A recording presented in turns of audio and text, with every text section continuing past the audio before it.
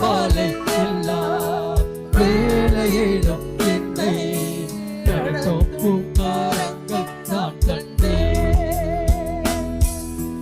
தேவை பெருகும் போது செக்கி தவித்திடாது உதவும் பூங்காரங்கள் நான் கண்டேன். காலை மாலை எல்லா வேளையிலும் என்னை நடத்தும் பூங்காரங்கள் நான் கண்டேன். தேவை பெருகும் போது செக்கி தவித்திடாது உதவும் பூங்காரங்கள் நான் கண்டேன். எல்லா நெருக்கத்திலும் என்னை தீராமல் காக்கும் அன்பின் நல்ல கர்த்தரே.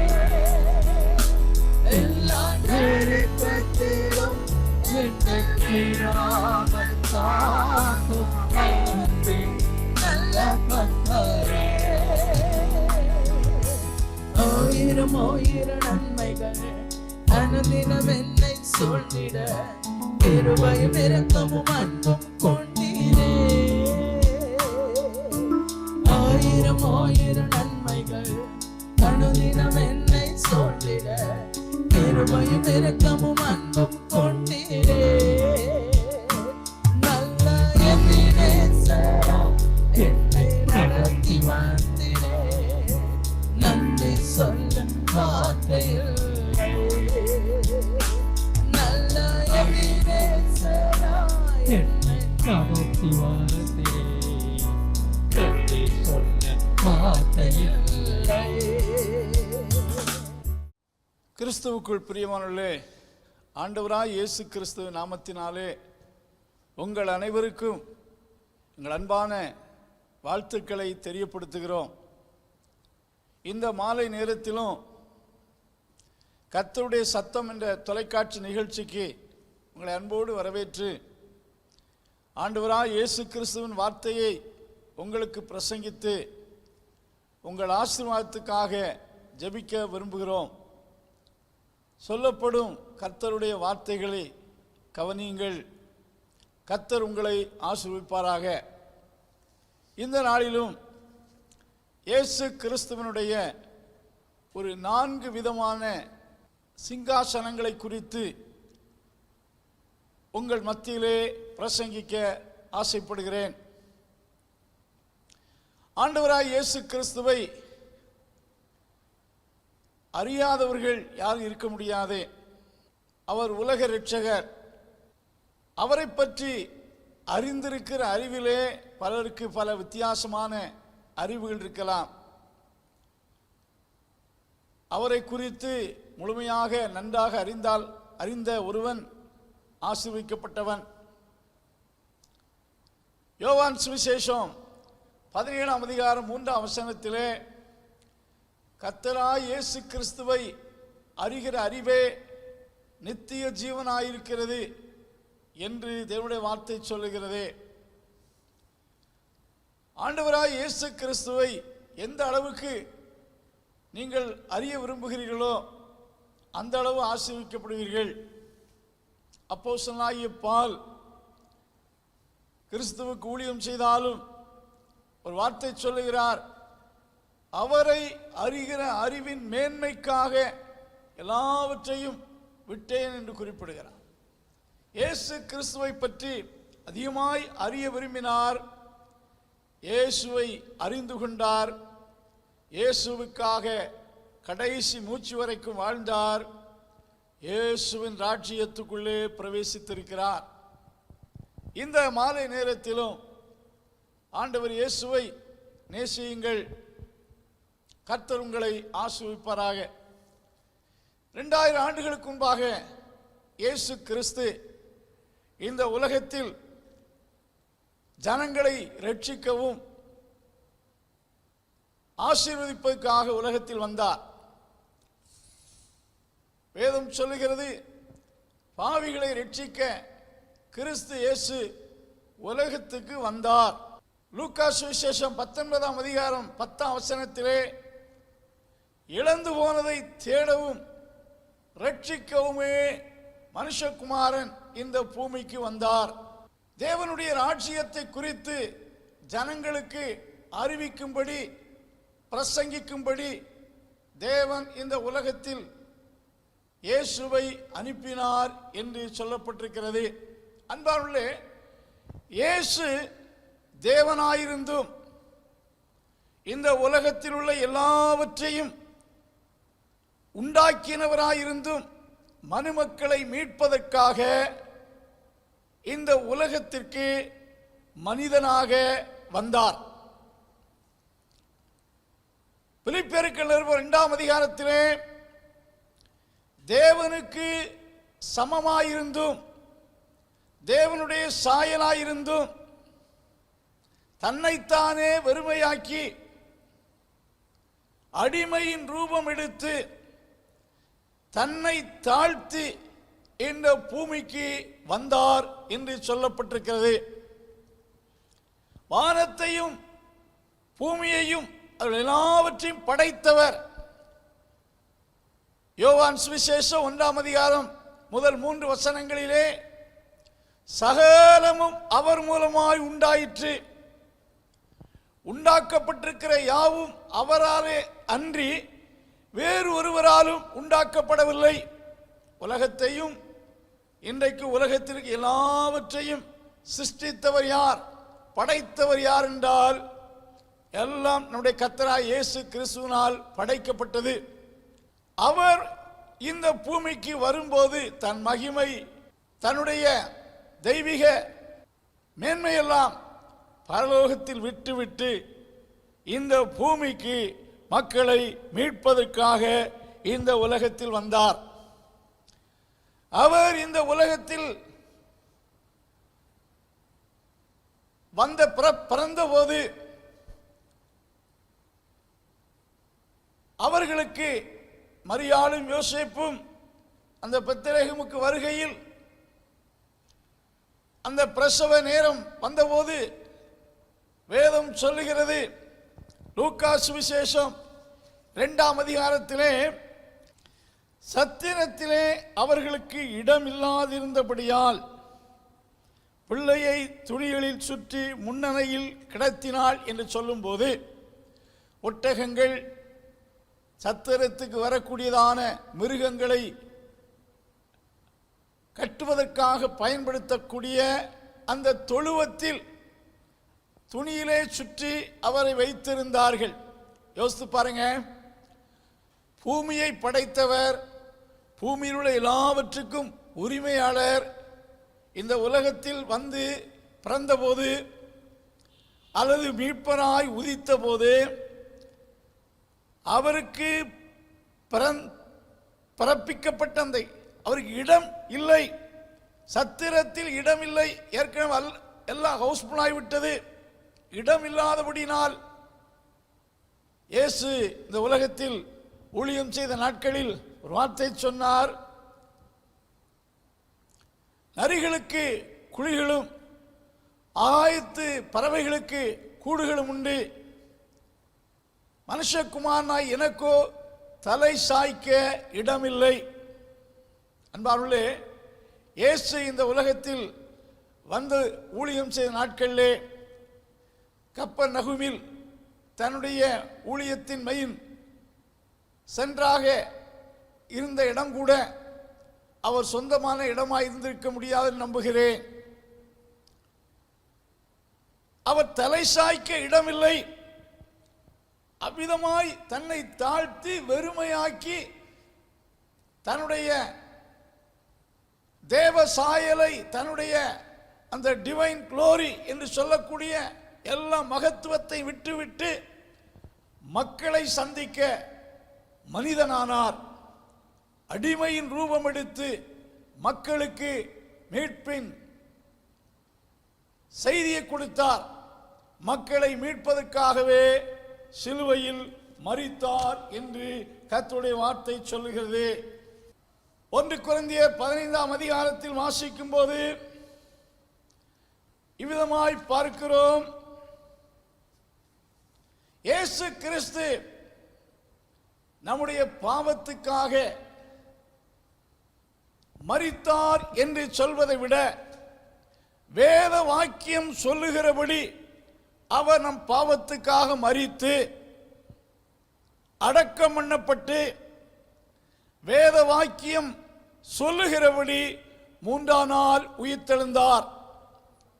அவர் எப்படி மரிக்க வேண்டும் என்பதை குறித்து ஏற்கனவே ஏசாயா தீர்க்கதரிசியின் மூலம் முன்னறிவிக்கப்பட்டது. அவர் அக்கிரமக்காரர் ஒருவராக எண்ணப்பட்டு சிலுவையில் அறையப்பட்டார்.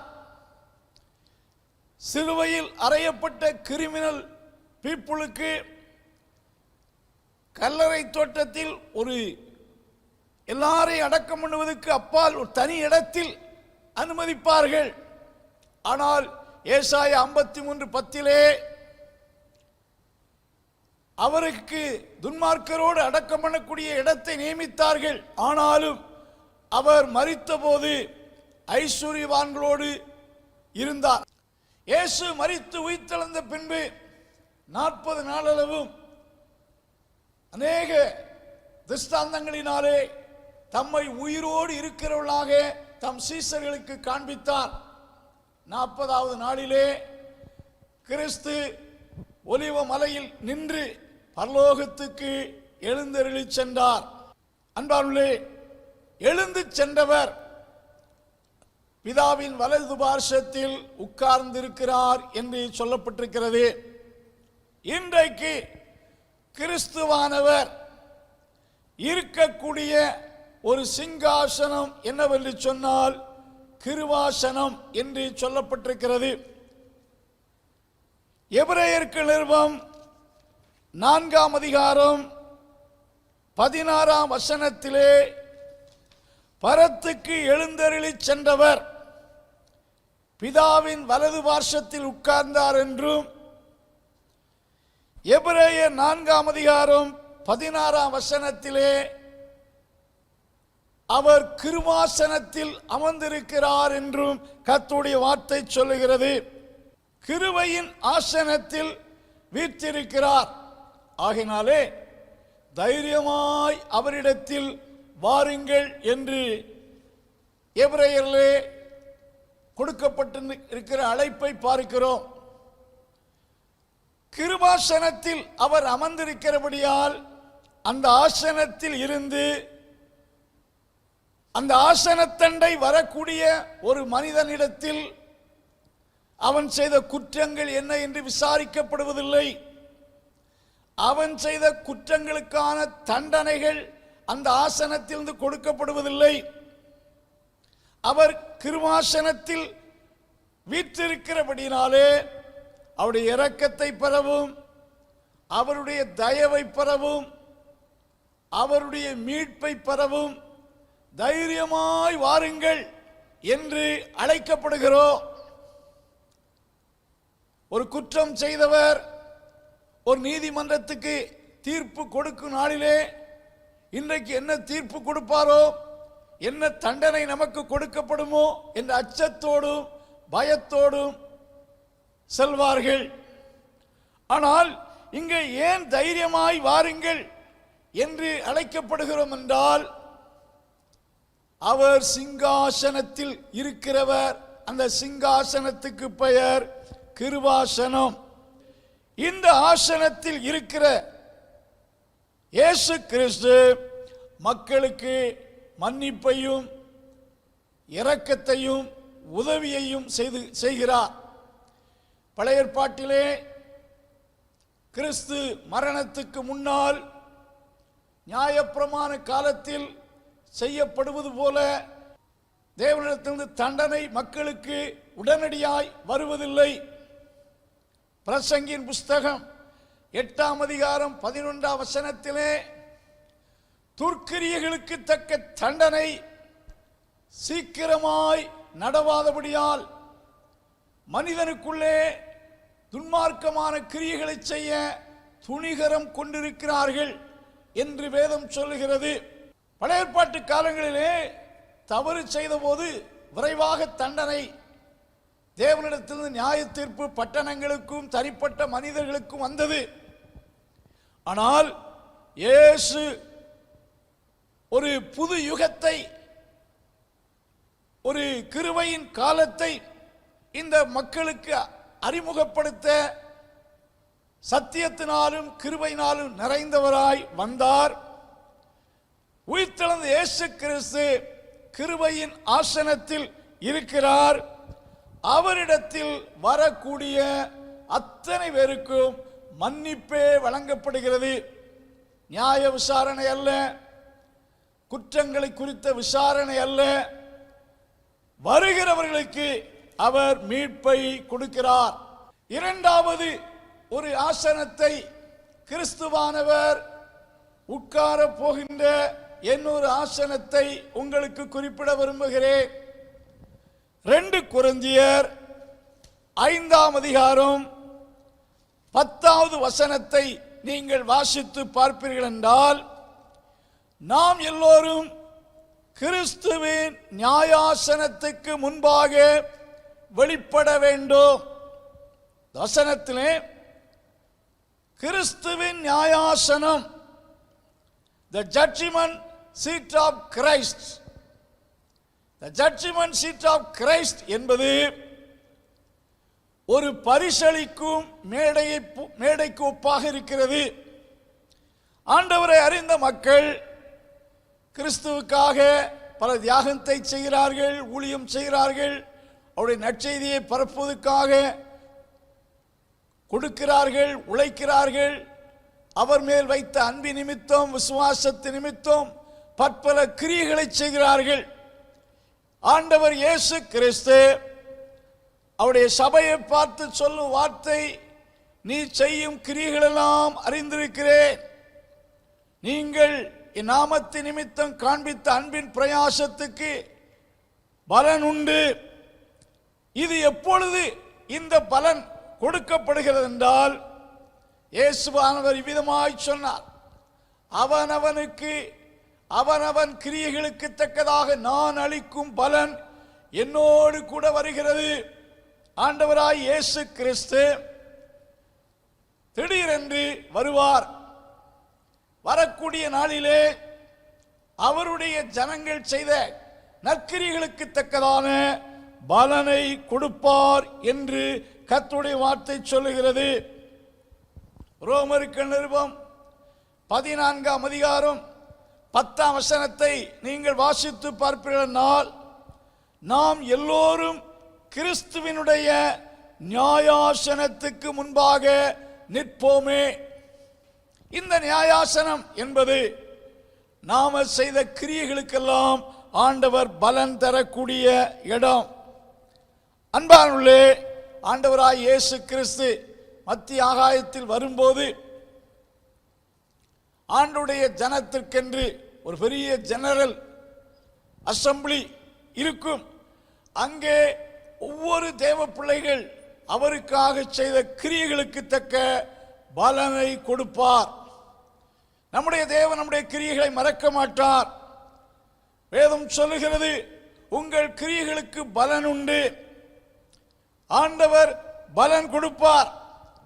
உண்மையாய் செயல்பட்ட ஊழியக்காரனை பார்த்து, உண்மையும் உத்தமமான ஊழியக்காரனே, நீ கொஞ்சத்தில் உண்மையாயிருந்தாய், இதோ உனக்கு 5 பட்டணத்தின் மேல் நீ அதிகாரியாயிரு. ஒருவனை பார்த்து 2 பட்டணத்தின் மேல் அதிகாரியாயிரு என்று சொன்ன ஓமையை இயேசு குறிப்பிட்டு சொன்னதை பார்க்கிறோம்.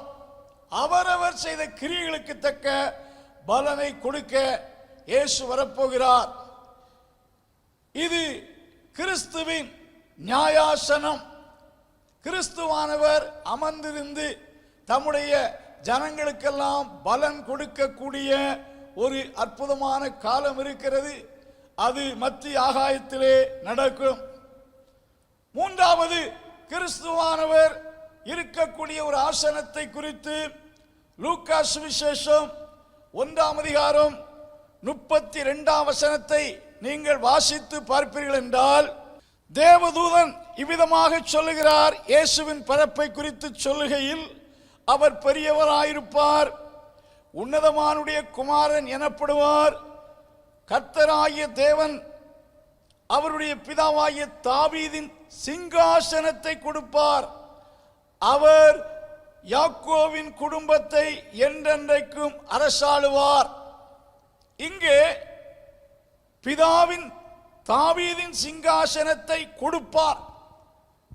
யாக்கோவின் குடும்பத்தாரை என்று சொல்லும்போது ஒரு குறிப்பிட்ட ஜாதி அல்ல, ஆண்டவர் சகல ஜனங்களையும் ஆளுகை செய்வார். வேதத்தில் தீர்க்க தரிசனமாய் சொல்லப்பட்டிருக்கிற வார்த்தை என்னவென்றால், இயேசு கிறிஸ்து இந்த உலகத்தில் தன்னுடைய ராஜ்யத்தை ஸ்தாபிப்பார். இயேசுவானவர் மாடல் பிரேயரில் தன்னுடைய ஜனங்களுக்கு உம்முடைய ராஜ்யம் வருவதாக என்று சொல்லி ஜெபிக்க கற்றுக் கொடுத்தார். சீசர்களை பார்த்து பரலோக ராஜ்யம் சமீபமாய் இருக்கிறது என்று பிரசங்கிக்கும்படி சொன்னார். இந்த பூமியில் கிறிஸ்துவின் ராஜ்யம் 1000 வருஷம் ஸ்தாபிக்கப்படும் என்பதை ஆண்டவர் நேபுகாத்நேச்சாருக்கு காண்பித்த சிலையின் மூலமாய் வெளிப்படுத்தினார். கைகளால் பெயர்க்கப்படாத ஒரு கல் நேபுகாத்நேச்சார் கண்ட பெரிய சிலையின் மேல் மோதி அந்த கல்லோ வென்றால் பூமியெல்லாம் நிரப்பிற்று. அது எதை காட்டுகிறது? கிறிஸ்துவின் ராஜ்யம் முழு உலகத்தையும் நிரப்பும். அந்த நாட்கள் ஒரு கோல்டன் ஏஜ் என்று அழைக்கப்படுகிறது. கிறிஸ்துவானவர் 1000 வருஷம் இந்த பூமியை அரசாளுவார். அன்பானுள்ளே, இது வேதத்தில் சொல்லப்பட்ட ஒரு தீர்க்க தரிசனம். இது எப்படி ஆகும்? நம்ம மனுஷருக்குள்ளே அப்படிதான் தோன்றும். புருஷனை அறியனே, இது எப்படி ஆகும்? உண்மைத்தான், கர்த்தரால் கூடாத காரியம் ஒன்றுமில்லை. கர்த்தர் செய்வது நினைத்தது தடைப்படாது. வேதாகமத்திலே இதை குறித்து நிறைய வார்த்தைகள் தீர்க்கதரிசிகள் சொல்லி இருக்கிறார்கள். அந்நாட்களில் இந்த உலகத்தில் இன்றைக்கு காணப்படுகிற எந்த அருவருப்புகளும் இருக்க மாட்டாது. உலகம் முழுவதில் ஒரு கொலைகள் கூட நடக்காது. எந்த பாவமும் நடக்காது. கிறிஸ்துவின் ராஜ்யம் இந்த பூமியில் ஸ்தாபிக்கப்படும் போது இந்த உலகம் ஒரு பூரணமான சமாதானத்தோடு இருக்கக்கூடும். மிருகங்களுக்குள்ள பகைகள் இருப்பதில்லை. நீங்கள் ஏசாயா தீர்க்க தரிசனம் 11ஆம் அதிகாரத்திலே வாசிக்கும் போது, சிங்கமும் பசுவும் கரடியும் கூடிமேயும், அவைகளின் குட்டிகள் ஒருமித்து படுத்துக் கொள்ளும். சிங்கம் மாட்டை போல வைக்கோல் சாப்பிடும். பால் குடிக்கிற குழந்தை விரியன் பாம்பு வலையின் மேல் விளையாடும். பால் மறந்த பிள்ளை கட்டுவிரியன் புற்றிலே தன் கைகளை வைக்கும். என் பரிசுத்த பர்வதமெங்கும் தீங்கு செய்வாரும் இல்லை, கேடு செய்வாரும் இல்லை. சமுத்திரம் ஜலத்தினால் நிறைந்திருக்கிறது போல பூமி கர்த்தரை அறிகிற அறிவால் நிறைந்திருக்கும். இன்றைக்கு உலகத்தில் பல தேவர்கள், பல அமைப்புகள் இருக்கலாம். கிறிஸ்துவின் ராஜ்யத்திலே கிறிஸ்து இயேசுவை தவிர வேற எந்த பெயரும் மக்கள் மத்தியிலே காணப்படாது. கிறிஸ்து ஒருவரே முழு உலகத்திற்கும் ராஜாதி ராஜாவாக இருப்பார். அவர் நீதி உள்ள ஆட்சி செய்வார். இந்த உலகத்துடைய எல்லா பகுதிக்கும் அவருடைய ஆளுகை இருக்கும். இதை யோவான் அப்போஸ்தலன் இவ்விதமாய் சொல்லுகிறார். வெளிப்படுத்தின விசேஷம் 11ஆம் அதிகாரம் 15ஆம் வசனத்திலே, 7ஆம் தூதன் எக்காலம் ஊதுகிற போது பூமியின் ராஜ்யங்கள் கிறிஸ்துவின் ராஜ்யங்களாயின என்ற ஒரு சத்தம் வானத்தில் இருந்து உண்டாயிற்று என்று சொல்லப்பட்டிருப்பதை பார்க்கிறோம். 11ஆம் அதிகாரம் 15ஆம் வசனத்திலே 7ஆம் தூதன் எக்காலம் ஊதினான். அப்பொழுது உலகத்தின் ராஜ்யங்கள் நம்முடைய கர்த்தருக்கும் அவருடைய கிறிஸ்துவுக்கும் உரிய ராஜ்யங்களாயின. அவர் சதா காலங்களிலும் ராஜ்யபாரம் பண்ணுவார் என்னும் கம்பீர சத்தம் வானத்திலே உண்டாயிற்று. இது ஆண்டவர் சொல்லியிருக்கின்ற ஒரு ப்ராஃபஸி, இது தேவனுடைய திட்டம், இது தேவனுடைய திட்டத்தில் இடம் பிடித்திருக்கிறது, கண்டிப்பாக நடக்கும். பரிசுத்தவான்கள் என்று சொல்லும்போது அவருக்காக வாழ்ந்த தேவ ஜனங்கள் அவரோடு கூட ஆளுகை செய்வார்கள் என்று கர்த்தருடைய வார்த்தை சொல்லுகிறது. இப்படிப்பட்ட ஒரு கோல்டன் ஏஜ் வரப்போகுது. அன்பானுள்ளே, 1000 வருஷம் இயேசு இந்த உலகத்தை ஆளுகை செய்வார். கடைசியாக ஒரு வசனத்தை நினைப்பூட்ட விரும்புகிறேன். வெளிப்படுத்தின விசேஷம் 20ஆம் அதிகாரம் 11ஆம் வசனத்திலே யோவான் காண்கிறார், ஒரு பெரிய வெள்ளை சிங்காசனத்தையும் அதன் மேல் வீற்றிருக்கிற ஒருவரை கண்டேன். அவருடைய சமூகத்தில் இருந்து பூமி வானம் அகன்று போயின. மரித்தோராகிய சிறியோரையும் பெரியோரையும் தேவனுக்கு முன்பாக நிற்க கண்டேன். அப்பொழுது புஸ்தகங்கள் திறக்கப்பட்டன. ஜீவ புஸ்தகம் என்று வேறொரு புஸ்தகமும் திறக்கப்பட்டது. அப்பொழுது அந்த புஸ்தகங்களில் எழுதப்பட்டபடியே மரித்தோர் தங்கள் தங்கள் கிரியைகளுக்கு தக்கதாக நியாய தீர்ப்பு அடைந்தார்கள். இந்த வசனத்திலே ஒரு பொதுவான நியாய தீர்ப்பு. இயேசு கிறிஸ்து இங்கே வெள்ளை சிங்காசனத்தில், பெரிய வெள்ளை சிங்காசனத்தில் உட்காருகிறார். மரித்த பெரியோர் சிறியோர், ஆர்டினரி பீப்புள், இன்றைக்கு உலகத்தில் பெரிய பெரிய நிலைகளில் இருக்கக்கூடியவர்கள் எல்லாரும் ஒரு நாள் மரிப்பார்கள். மரித்த பின்பு கிறிஸ்துவின் நியாயாசனத்துக்கு முன்பாக everybody must appear before the judgment of God. தேவனுடைய நியாய தீர்ப்புக்கு முன்பாக எல்லாரும் வெளிப்பட வேண்டும். சிறியோர் சாதாரண ஆர்டினரி பீப்புளா இருந்தாலும் சரி, இன்றைக்கு உலகத்தில் இருக்கக்கூடிய பெரிய மன்னாதி மன்னராக இருந்தாலும் சரி, கிறிஸ்துவின் நியாய தீர்ப்புக்கு யாருமே விலக முடியாது. எபிரேயருக்கு நிருபம் 9ஆம் அதிகாரம் 27ஆம் வசனம் விதமாய் சொல்லுகிறது, அன்றியும் ஒரே தரம் மரிப்பதும் பின்பு நியாய தீர்ப்பு அடைவதும் எல்லா மனுஷருக்கும் நியமிக்கப்பட்டிருக்கிறது. இந்த நியாய தீர்ப்பு எப்படி நடக்கும்? புஸ்தகங்கள் திறக்கப்படுமாம். அந்த புஸ்தகங்களிலே எழுதப்பட்டபடி அவரவர் தங்கள் கிரியைகளுக்கு தக்கதாக ஆண்டவர் ஒவ்வொரு மனிதர்களை பற்றி நன்கு அறிந்திருக்கிறார். தேவனுக்கு மறைவாக யாரும் வாழ முடியாது. தேவனுடைய கண்கள் எல்லாருடைய வழிகளையும் ஆராய்ந்து பார்த்து கொண்டிருக்கிறது. அன்பானுள்ளே, புஸ்தகங்களில் ரெக்கார்டாகிறது. ஒவ்வொரு மனிதனுடைய ஆக்டிவிட்டீஸ், செயல்பாடுகள் கர்த்தருடைய புஸ்தகத்தில் ரெக்கார்டாகிறது. அந்த புஸ்தகங்கள் திறக்கப்பட்டபடி அதில் எழுதப்பட்டபடியே நியாய தீர்ப்பு அடைந்து அக்கினி கடலிலே தள்ளப்படுகிறார்கள் என்று சொல்லப்பட்டிருக்கிறது. ஆண்டுடைய ஜனங்களுக்கு, இன்றைக்கு கிறிஸ்துவினால் பாவம் மன்னிக்கப்பட்டவர்களுக்கு இந்த விசாரணை தேவையில்லை. ஏனென்றால் அவருடைய அக்கிரமம் மன்னிக்கப்பட்டபடியால் அவர்கள் பாவங்கள் நியாய தீர்ப்புக்கு முந்திவிடுகிறது. அவர்களுக்கு நியாய தீர்ப்பு இல்லை. அதைத்தான் அப்போஸ்தலனாகிய பவுல், நம்மை நாமே ஆராய்ந்து பார்ப்போம் என்றால் நமக்கு நியாய தீர்ப்பு இல்லை என்று விவரிக்கிறார். ஏன் நமக்கு நியாய தீர்ப்பு இல்லை? கிறிஸ்துவால் நம்முடைய பாவங்கள் மன்னிக்கப்பட்டு விட்டன. அதற்கு என்கொயரியும் கிடையாது, அதற்கு தண்டனையும் கிடையாது. ஏனென்றால் மன்னிக்கப்பட்டது, ரத்து பண்ணப்பட்டது. உலகத்தில் கிறிஸ்துவினால் கிடைக்கக்கூடிய இந்த விலையேற பற்றிய ரட்சிப்பை, மீட்பை பெறாதவர்கள் யாராயிருந்தாலும் இந்த நியாய தீர்ப்புக்கு தப்ப முடியாது. நியாயம் தீர்க்கப்பட்டு நரகத்தில் தள்ளப்படுகிறார்கள். கிறிஸ்துவானவர் வெள்ளை சிங்காசனத்தில் உட்கார்ந்து சகல ஜனங்களையும் நியாயம் தீர்ப்பார். கிறிஸ்து நீதி உள்ள நியாயாதிபதி என்று அழைக்கப்படுகிறார். ஆபிரகாம் தேவனை குறித்து சொல்ல சர்வலோக நியாயாதிபதி, சர்வலோக நியாயாதிபதி என்று தேவனை குறித்து சொல்லுகிறார். கிறிஸ்துதான் இந்த பூமியை நீதியோடு நியாயம் விசாரிக்க போகிற நியாயாதிபதியாயிருக்கிறார்.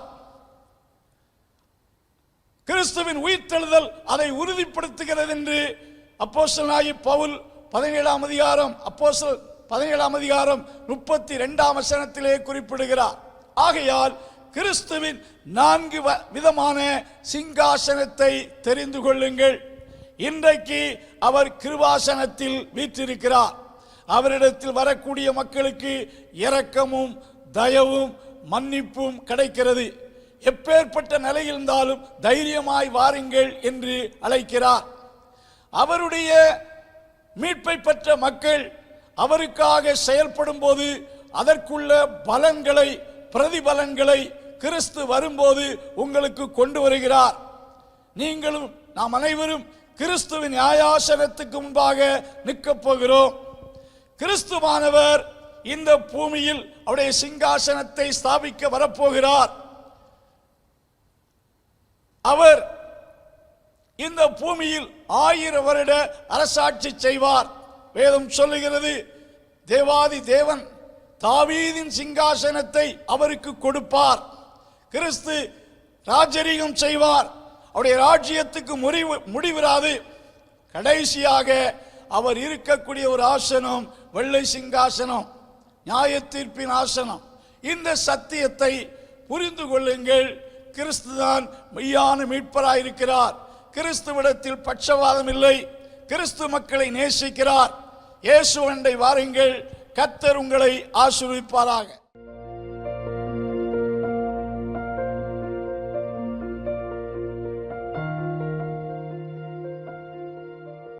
சர்வ வல்லமுள்ள கர்த்தாவே, இந்த வார்த்தை கேட்ட ஒவ்வொருவரையும் ஆசீர்வதியும்.